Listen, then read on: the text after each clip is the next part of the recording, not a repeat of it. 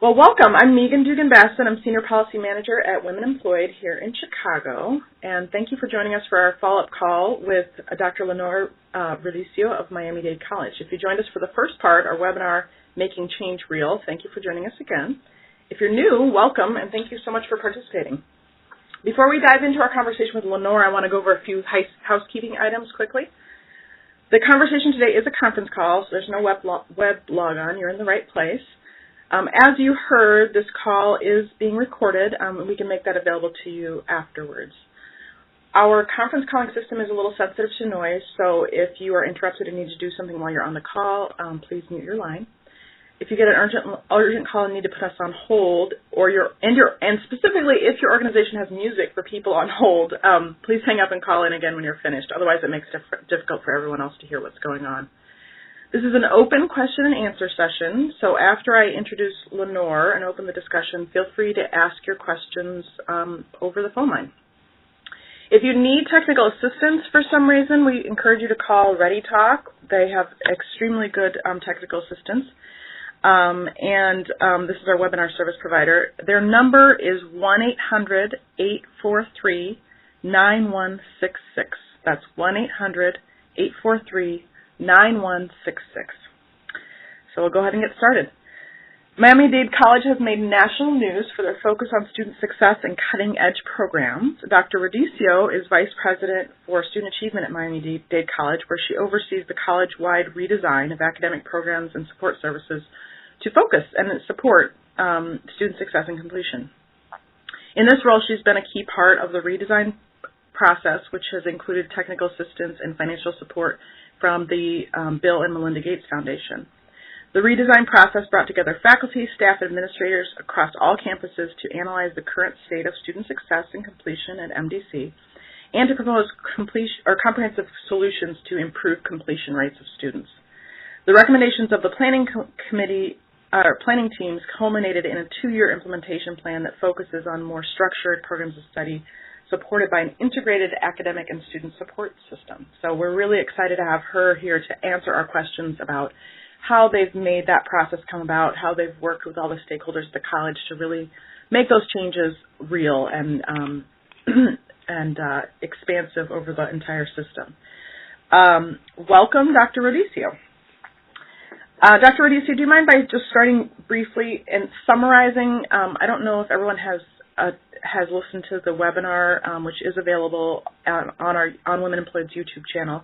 But would you just briefly summarize the top changes that Miami-Dade has made to developmental education for those who missed the webinar? You can just do like a real snapshot of kind of what your major areas of change have been. We have a few areas of change. What we're really trying to do is take a holistic approach to how we offer developmental education for our students. We've been experimenting for over 5 years now with various modalities for DevEd, including modularized curriculum, accelerated curriculum, some co-curricular or co-requisite developmental education where students take college level and developmental courses at the same time, in other words, just-in-time remediation, as well as a little bit around the idea of contextualizing DevEd for specific programs of study. This term, we have scaled up the modularized, accelerated, and co-requisite forms of developmental education to all of our new incoming students. So we've got over 4,000 students currently enrolled in those new modalities. And then parallel to that, we've also revamped the way that we do advisement to make sure that we are placing the students in the best modalities to fit their particular learning needs. And all of this comes at the same time where the state has imposed some rather radical changes to the way developmental education can be offered in the state. And I can answer some specific questions regarding that as we move forward. I know that there were some last time. But full implementation of the new legislation is set to occur fall of 2015, so we're a little bit ahead of the game in terms of getting some of those new modalities out the door and getting the students enrolled in those courses. That's very helpful. I definitely want to get to the legislation because I know there were some questions about that last time, as you mentioned. I'm curious, can you tell me a little bit about how many students are in the different modalities and how you kind of divide up the classes? I would say that the most popular one for the students so far has been our modular program, especially in mathematics. And I think the attraction for the students there is that they can work at their own pace while still having an instructor present. So I would say that approximately half of our students are probably enrolled in modular courses, and then a quarter each are probably enrolled in the accelerated and the co-curricular formats. And and you have modular in English also, which I don't think I've seen that very often. How does that work? We just started with the modular in reading and writing this term and are waiting to see some of the results. We'll be adding some additional sections in the spring. But in all cases, the modular is based on an in-class diagnostic on the first day of class that identifies the skills and areas where the students need the most remediation. And then the faculty have created chunks of curriculum that the students can work on to help build their skills in those areas. So the student only works on those areas where they have deficiencies. Okay, great. So what have been some of the challenges that you've faced as you've scaled up from pilot stage to a full campus or full system stage? I think probably one of the greatest challenges is in training the advisors and making sure that they understand the different options that are available to the students and what students are best suited for which modality. And so we've invested a lot of time and effort in training our advisors. In the summer, we did 6 different training sessions of 2 hours each across all of our campuses. We've got 8 campuses to try and make sure that everyone had an opportunity to learn about the new modalities. And then as we began spring registration, which for us opened 2 weeks ago, we went through yet more in-depth, a 6-hour training that was split over 2 weeks for all of the advisors. So we've had over 600 advisors participate in the training over the course of the summer and the fall. But I think that's the biggest challenge, is making sure that everybody's on the same page as to what is the best recommendation for each student, and that's where we've had to spend a lot of time making sure that everyone's on board. Great. And I also want to mention, if anyone wants to jump in with questions, feel free to jump in at any time. Can you tell us a little bit more about the legislation that passed in Florida and how that's impacting your plans? Yes.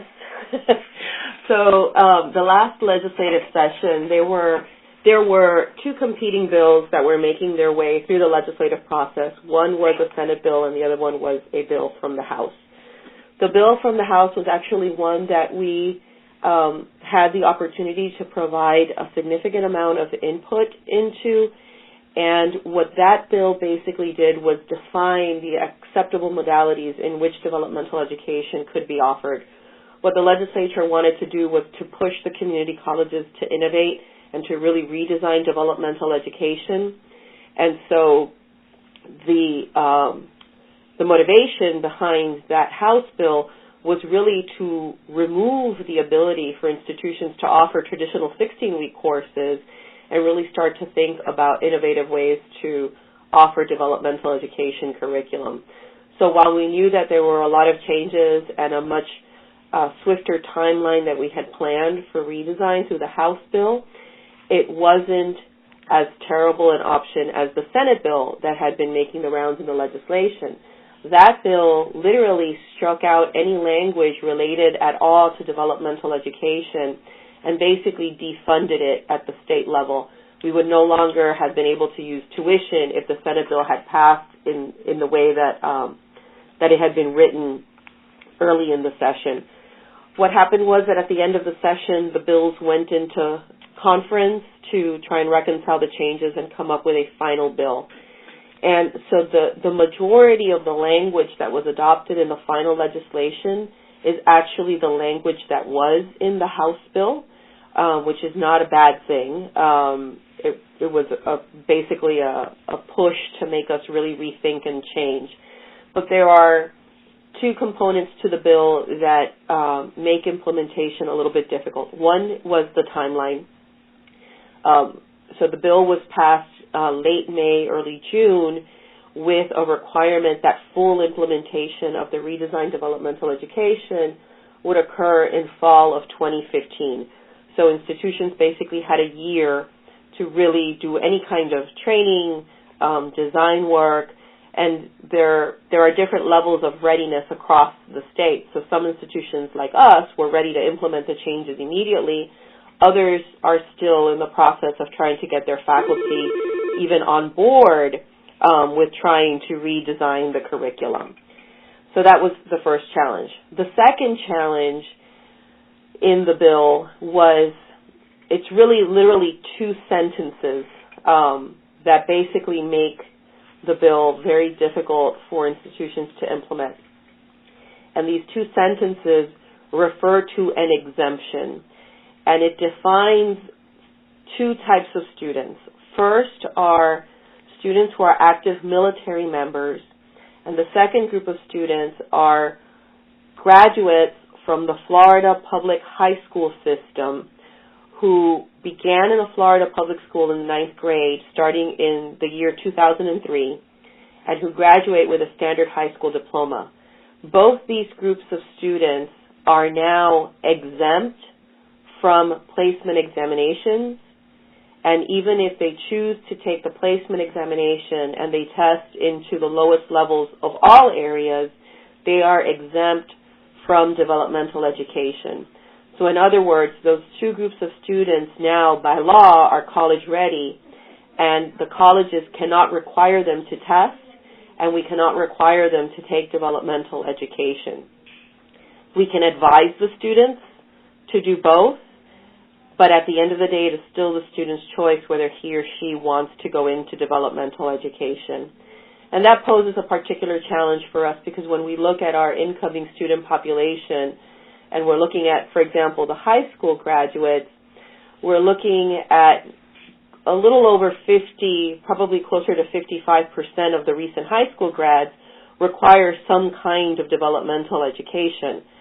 So now we have a flock of students who are not academically ready, who can choose to go directly into the college-level courses.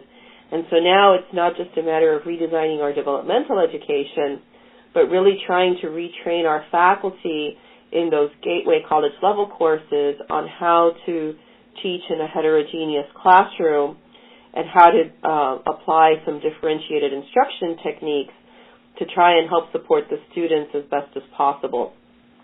So that's the challenge that we're currently facing. And the timeline for that is even shorter than the timeline for the DevEd reform. The exemption goes into place for the spring semester. And it applies not only to incoming new students, but it also applies to returning students. So what that means is we could potentially have a student who's been in the lowest levels of developmental reading, writing, and mathematics, has been unsuccessful in completing those courses, and that student can now choose to jump directly into a college-level course. Ugh. That sounds very challenging. Well, thank you for sharing about how that's going to impact your school and what the legislation means. Are there questions from the field, from the group? I have questions about the training of faculty, not just the last piece that you mentioned, but just in general with this, with the modular instruction in math and English.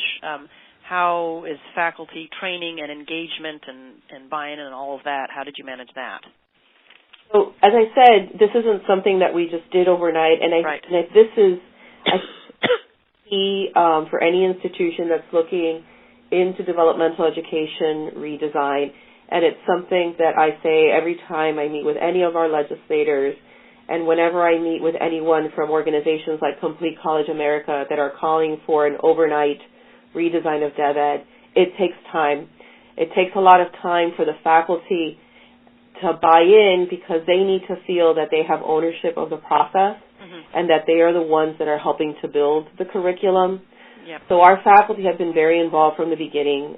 We started, of course, with some of the early innovators that were willing and ready to make the changes in their classroom, and then we let the numbers speak for themselves. So once they started to see success, the other faculty were then interested in seeing how they can apply those same techniques to their classroom. So as momentum gained and all of the faculty had a say in how to develop the courses, it helped to alleviate any concerns. Now, there's always going to be the naysayers. There's always going to be the faculty that are sort of entrenched in the way of doing things. So what you want to try and ensure is that you've got a critical mass of faculty who are supportive and can move the process along despite the naysayers. And that takes time. So like I said, we've been working on this for nearly 5 years now to try and get to a point where everybody's comfortable. The other thing that's been important is that we've said from the beginning that there isn't one magic solution. I think one of the mistakes institutions do is to marry themselves to only one form. So they'll say, we're just going to do modular and that's it. And that doesn't work in terms of getting faculty buy-in, first of all, but it also doesn't work for the students because you've got different students who have different learning styles and different modalities. And the more that you can offer them that fits their particular needs, the better it goes.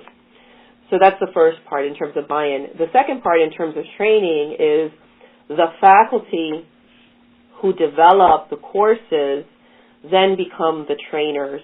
And so what we try to ensure is that before a semester begins, approximately 2 to 3 weeks before the semester, we create a training program, and it's usually approximately a 2-day training for any faculty who are going to be new to teaching these modalities, so they can become familiar with the technology platforms that we're using, if any, for the particular courses, as well as the outline of the curriculum, and then just some teaching tips and tricks from the more veteran faculty. And are the faculty trainers compensated? So the faculty who are the lead developers and designers received what we call here task points for their development of the work as well as for participating in the training. But the total number of developers, we basically have one lead developer for each different modality. And so when you look at our maximum number of task points awarded is $4,500 per year. So when you think 3 faculty, let's say, for modular, accelerated, and the co-curricular, we're looking at approximately less than $15,000 a year for these faculty to participate. It's an investment that's worthwhile. Yeah, of course. And then another question. Sorry, I don't want to monopolize. Just one other question for the English. For the English modular classes, do you have sort of tech, like smart rooms or a computer tech infrastructure, or where are those classes delivered? That is an excellent question, and we have the same issues between math and reading and writing, and it's also another consideration when you're doing redesign is the type of platform that's going to be required for the courses and how much your institution is willing to invest. Yeah. We have some computer classrooms, and as much as possible, we try to schedule those courses there. We do not have an open lab model. We tried that very early on, and our students did not like it. We received some very bad feedback. They wanted to be in a classroom setting with the instructors. And that's going to vary by institutions. There's other places where an open emporium model works best, but that just wasn't working for our particular population. So we do schedule it in computer classrooms. The other thing that we've done, especially this go-around, and we did use grant funding for that, was as we had to suddenly increase the number of sections dramatically, we purchased laptops for use in non-computerized classrooms. The challenge we have there is that our campuses are not completely Wi-Fi. There are certain areas of the campuses that are Wi-Fi. So then the next challenge is room scheduling so that if we're using the laptops, we're in the buildings where there's Wi-Fi capability, and then ensuring that we have enough bandwidth. So as we as we continue to scale more and more, we're going to have to make some additional investments in terms of hardware as well as improving our Wi-Fi infrastructure. Yes. Thanks. No problem. Can you talk more about so one of the things I'm hearing from some colleges is that, at some colleges, faculty are open to having a common curriculum, having common tests, that kind of thing. At other colleges, they're not. So can you talk to me more about to what extent are these modalities designed and how much control do the faculty have over what's done in the classroom? So by state requirement, we have a common set of course competencies for all of these courses. We have a statewide numbering system, and so the competencies are the same across all colleges. So there's a minimum requirement for the skills and abilities students need to master before the courses are complete. Okay. What our faculty all agreed to at the beginning, and let's take modular as an example, was how those competencies would be divided over and I believe it's 10 modules that they have, how those competencies would be divided over those 10 modules. So they had some fundamental agreement there. Now, we do have a unionized faculty, and one of the provisions in the contract is that the faculty by campus have the right to decide what textbook, technology platforms, and learning materials the students use. Each campus agrees, they actually do a vote to pick platforms and textbooks and so on. So that actually created a little bit of concern at the beginning because there was one group of faculty that felt very strongly that we had to go with the McGraw-Hill platform, and then we had another group of faculty that felt very strongly that we needed to go with the Pearson platform. So at the end of the day, what they agreed to was that they would work with the respective publishers so that in creating the modules, the content on both platforms was similar. The skills attained at the end of each module were the same, but they were created on the two different platforms to help satisfy that faculty need to decide which platform they would use in their classroom. So there's a little bit of both, and I think that's also key in the faculty buy-in was that they identified, and we've done this with a lot of our reform efforts, not just in curriculum, but in student services as well. When we're going to implement some major change, we break it down to what is the bare bones, the key elements that make this strategy successful, and those are the non-negotiables that can't be changed. But then the more nuanced pieces of the implementation, that can vary by campus, by department, and even sometimes by individual teaching style. So there's like a bare minimum that everyone agreed to would be the same throughout, but there's still a lot of flexibility to lend your own style to it. That is a really great way to look at it. Can you talk, and everyone feel free to jump in at any time, can you talk a little bit more about faculty training? So you said that there is one developer who develops each modality for the faculty, and is that's across campuses? That's not each campus, of course. Is that right? Yeah, correct. So we've got one faculty member that develops college-wide. Now, of course, if we end up on a campus that has a different platform from the one that the lead faculty developed on, then he or she, it's actually all she's in math now that I think about it, she will pair up with a faculty member on the other campus to help train on that specific platform. And the publishers have also been very helpful in providing some tech support during the trainings as well. So we've had good relationships with all of the publishers we've worked with. We have a college training and development department at the college that helps to coordinate all the training. So they help with the logistics of finding rooms, and if we need any kind of outside facilitation assistance, if we need help from the publishers, they help to coordinate that, and they work with the faculty developers to schedule it so that we have the maximum amount of participation while still fitting it into the developer's schedule.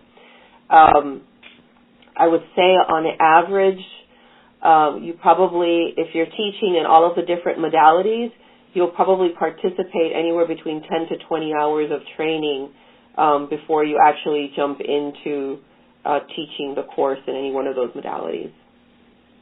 Okay, and is that so that's required? It is required. It is required. So the chairpersons monitor the faculty selections of the courses and ensure that faculty selecting particular modalities have the appropriate training to teach those courses. So in terms of unions and contracts, how does that work with their job description and what they're paid to do? So the faculty, the way that we have the course selection process, the full-time faculty select in a round-robin fashion by seniority, but they also know that they can only select those courses, of course, the ones they're credentialed for, but then also the ones that they've been trained on, the specific pedagogies. And that's something that we've established years and years ago. So, for example, we have training requirements for faculty who teach in the virtual college. We have training requirements for faculty who teach in the honors college. So it's not a new concept to them. So they realize that if there's a course they really want to teach, they need to do the training for it. The good thing is that in mathematics, most of the faculty are credentialed to teach both the upper level or the college level courses as well as the developmental courses, and there are plenty of course options for faculty who choose to not participate in the training. Now, if you are an adjunct faculty member, you are required to do the training if that's a course that you're going to teach moving forward. Otherwise, you just won't teach the course. The adjuncts are basically handed courses to teach, and so if they're handed a modular course, then they know they have to go through the training for that. If they don't, then they lose out on the opportunity to teach that course. Is there starting to become any kind of interest in these innovative practices spreading up into the college level coursework? We've begun to have some discussion on perhaps modularizing our intermediate algebra course, which counts for a college elective but does not satisfy the math requirements for our gen ed menu. I have to tell you that there was a lot of concern expressed at the recent math discipline meeting where they had that discussion. They're not entirely sure how well that's going to work at the college level, so we're easing into that one.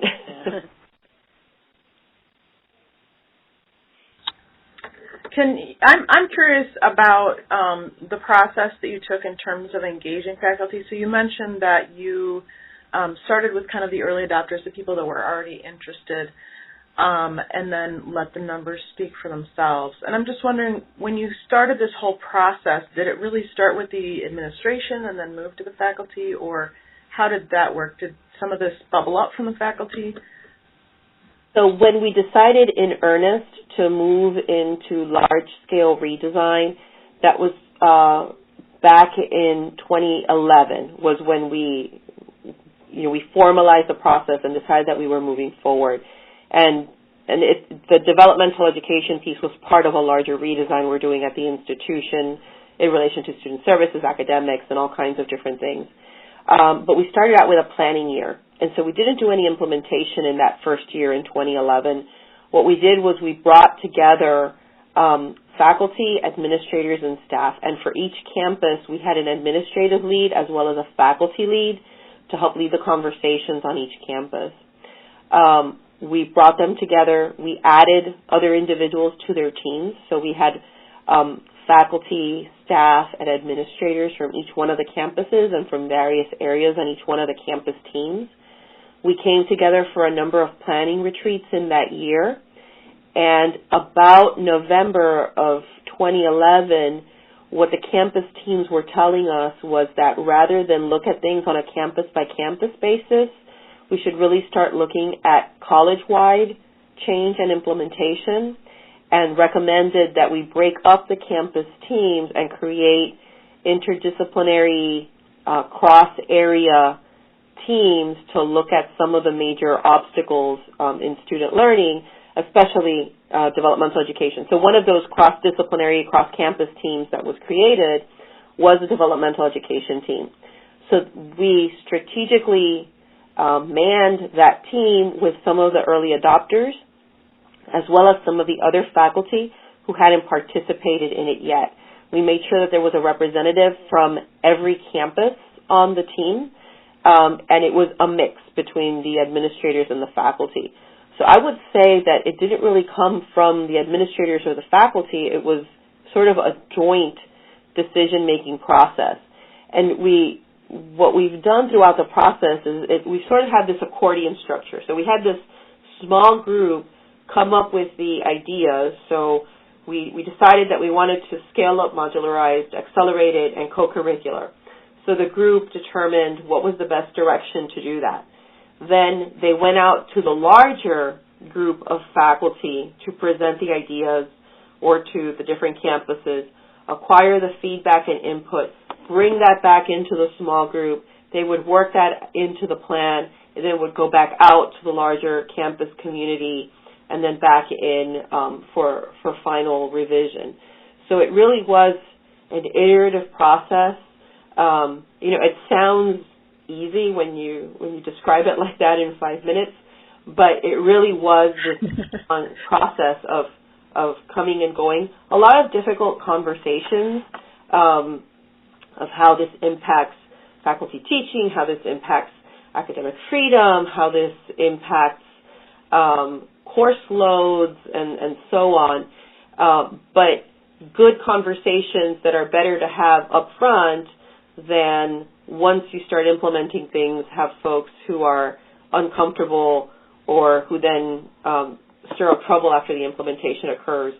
So we've always tried to upfront the discussion of any potential pitfalls or problems and address the concerns before we move forward. And then a lot of times just admitting to everyone that the first time we implement something, it's going to be really messy. But we always say that we're willing to do a version 1.0, and then next year we'll look at version 2.0. And a perfect example of that is when we started registration for this fall. It was, as I said, trying to get the advisors all on the same page was a bit of a struggle. We had a lot of students that had been misregistered, misplaced in the wrong courses. We had to go back and change schedules. But at the end of the day, we've got 4,000 students in these new courses. We'll have a lot of data to collect, and then in the spring we'll look at how things went in the fall and then make any necessary course adjustments. And so I think everybody's comfortable with that we're not trying to create monuments, but vehicles to improve student learning, and that's really a key in all of this process. Are there ways in which you sort of, as you've been moving forward, celebrate successes? And if so, in what forum or venue to kind of stir up the enthusiasm and let people feel proud of what they've achieved? We've done it in a few ways. One of the things that has come about this is, and this is where obtaining grant funding is important, we haven't used our grant funding necessarily to support the redesign itself or the implementation or the hiring of new personnel or what we've been using it for is really more to create like sort of a scaffold where we can build these changes to the institution. But one of the nice things about grant funding is that you could use it to send folks out to conferences, to meetings, to interact with others. And while that does not necessarily come up to the top of the list as incentives, that's been a really great incentive because folks can see that not only can they go out and learn, but that what we're doing here is really important and impressive, and folks are really interested in the work that they're doing. So that's one way. We've also had like celebratory luncheons. For example, when we completed the implementation plan that we were going to use, we had a little like an unveiling luncheon with cake at the end to celebrate. And then the other thing that we've done is we've created 2 venues each year at the beginning of the fall semester and then in the middle of the spring, where we bring together the entire college at the gymnasium of our largest campus and we provide in-house professional development, but we structure it so that the morning is a celebration and an acknowledgement of the success and all of the folks who've been working on the project. And can you go back and explain what you meant by scaffolding exactly? Sure. So the way we describe the use of the grant funding is as a scaffold.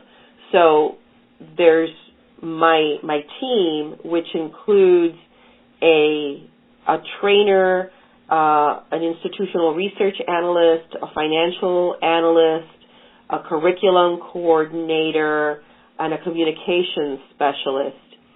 And so these are intended to be temporary positions that help lend support to the faculty and the staff as they try and implement all of these changes.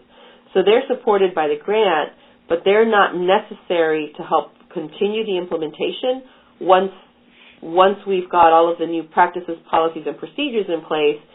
We can remove them and everything is still moving forward.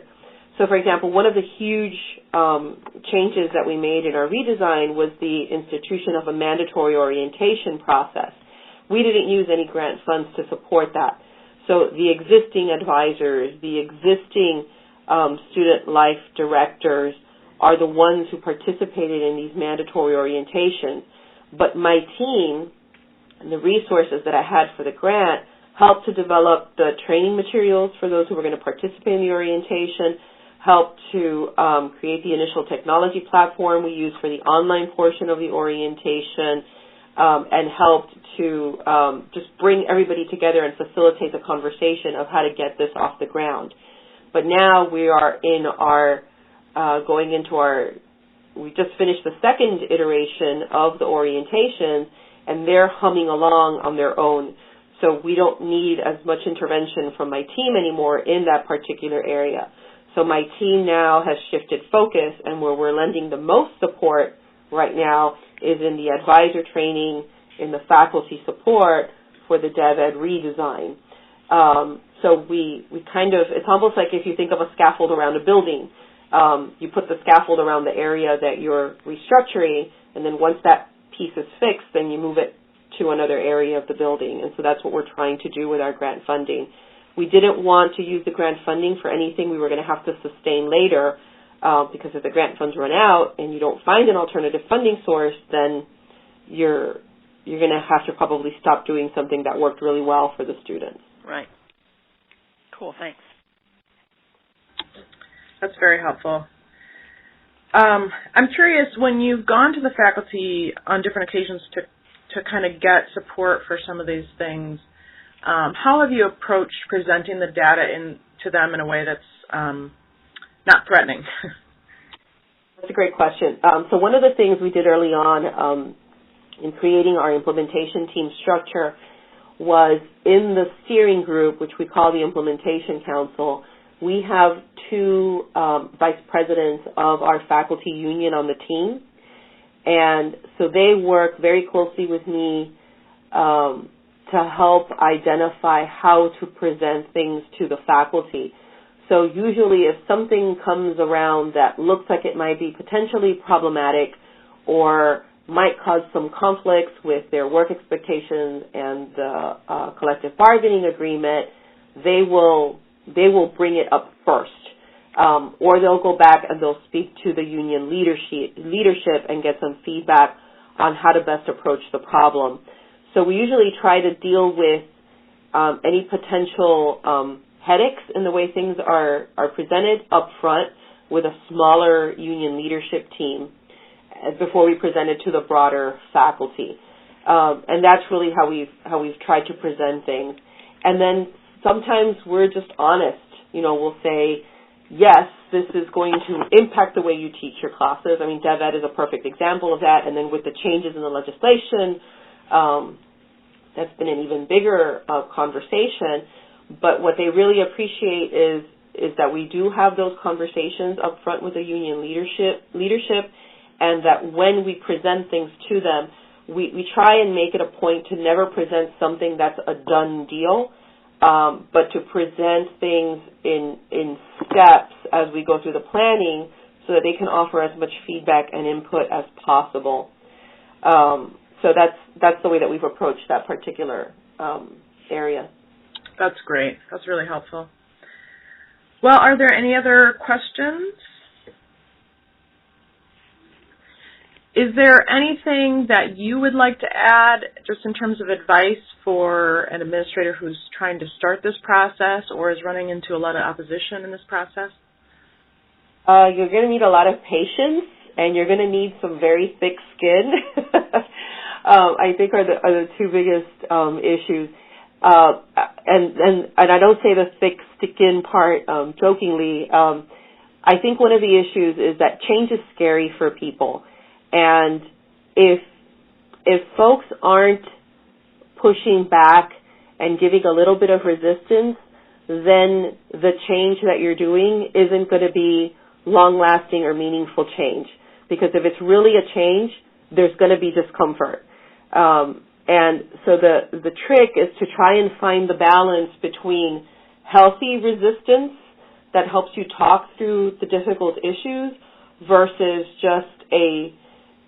getting the resistance to a level where it just becomes this solid wall that you can't break through. And it really it's more art than it is science, but communication is the key to that.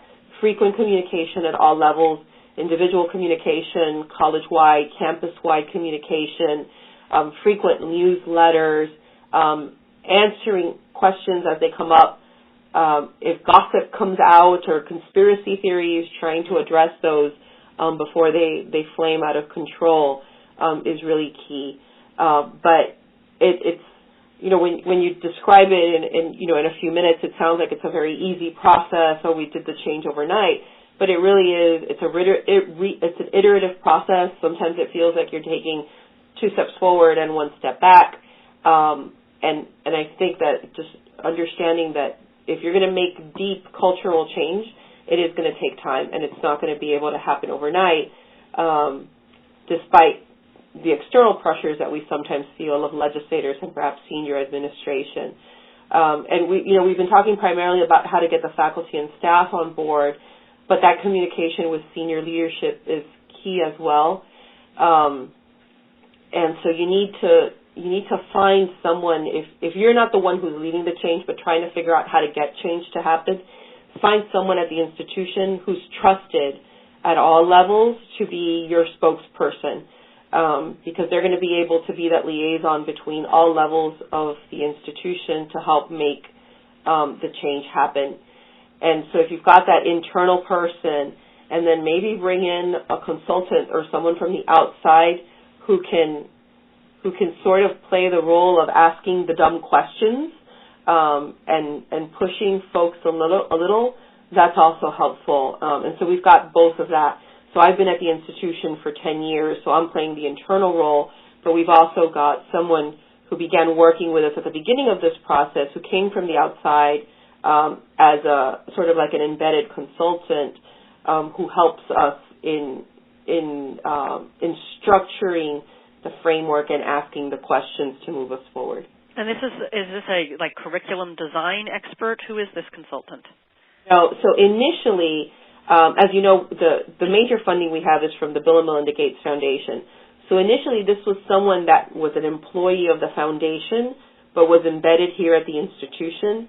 As we moved to implementation, her role changed, where now she is a consultant hired directly by us. She actually came to us with 0 education experience. She had been a business organizational consultant for many years. And so what was really helpful was that she knew the needs and the ins and outs of organizational change as it relates to business, but she didn't necessarily have a higher ed background.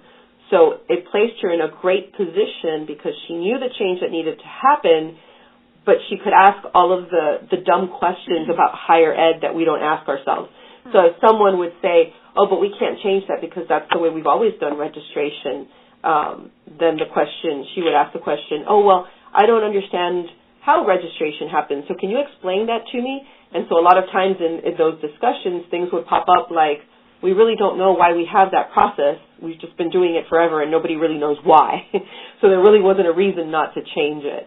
And so that's the role she's played here. Okay, cool. Thanks. Well, that's great. Thank you so much, Lenore. This has been really helpful. Thanks to everyone for joining us.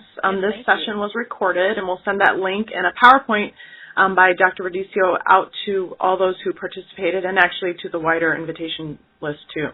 So keep an eye out for future calls and webinars, and feel free to contact me, Megan Dugan-Bassett at Women Employed, with questions or ideas for future calls. Have a great day, everyone, and thank you. You too.